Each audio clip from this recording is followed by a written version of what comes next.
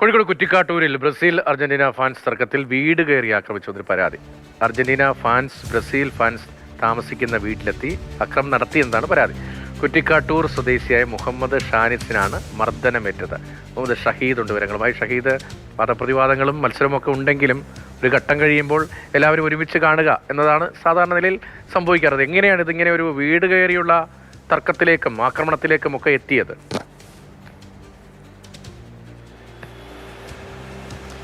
രതീഷ് സൂചിപ്പിച്ചതുപോലെ തന്നെ ഫുട്ബോൾ വലിയ ആവേശം എല്ലാവർക്കും ഉണ്ട്. ഗ്രൂപ്പുകൾ, ടീമുകൾക്ക് വേണ്ടി ഫാൻസുകളുണ്ട്. ഗ്രൂപ്പുകൾ തിരിഞ്ഞ് വലിയ രീതിയിലുള്ള വാശിയോടുകൂടിയുള്ള പ്രകടനങ്ങളൊക്കെ നടക്കാറുണ്ട്. പക്ഷേ ഇത് ഇങ്ങനെ ഒരു സംഘർഷത്തിലേക്ക് പോകുന്നത് അത് ഒട്ടും അംഗീകരിക്കാൻ കഴിയുന്നതല്ല. കഴിഞ്ഞ 16-ാം തീയതി നടന്ന ഈ ഫുട്ബോൾ മാച്ചുമായി ബന്ധപ്പെട്ടാണ് ഈ വാട്സപ്പ് ഗ്രൂപ്പിൽ ഒരു തർക്കമുണ്ടായത്. വേൾഡ് കപ്പ് 2026 എന്ന പേരിൽ ഒരു കുറ്റിക്കാട്ടൂർ കേന്ദ്രീകരിച്ചൊരു വാട്സപ്പ് ഗ്രൂപ്പുണ്ട്. ആ ഗ്രൂപ്പിൽ അർജന്റീന ബ്രസീൽ ഫാൻസുകൾ തമ്മിലുള്ള ഒരു വാക്കുതർക്കമുണ്ടായി. ആ രീതിയിലുള്ള സംസാരങ്ങളൊക്കെ ഉണ്ട്. പക്ഷേ അതിനൊടുവിലാണ് പിന്നീട് വീട് കയറിയ ആക്രമണത്തിലേക്ക് പോയിരിക്കുന്നത്. ബ്രസീൽ ഫാൻസായ മുഹമ്മദ് ഷാനിസ് എന്ന യുവാവാണ്. അയാളും അയാളുടെ സുഹൃത്തും ഇവിടെ ഒരു വാടക വീട്ടിൽ താമസിക്കുകയാണ്. ആ വാടക വീട്ടിലേക്ക് അർജന്റീന ഫാൻസ് വന്ന് ആക്രമിച്ചു എന്നാണ് ഇപ്പോൾ FIR രേഖപ്പെടുത്തിയിരിക്കുന്നത്. മെഡിക്കൽ കോളേജ് പോലീസ് FIR ഇട്ടിട്ടുണ്ട്.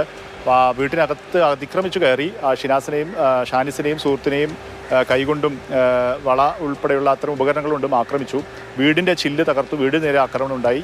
ഷാനിസിൻ്റെ ബൈക്കിന് നേരെ ആക്രമണം ഉണ്ടായി എന്നൊക്കെയാണ് പരാതിയുള്ളത്. ഏതായാലും 3 പേർക്കെതിരെ പോലീസ് ഇപ്പോൾ കേസെടുക്കുകയും ചെയ്തിട്ടുണ്ട്.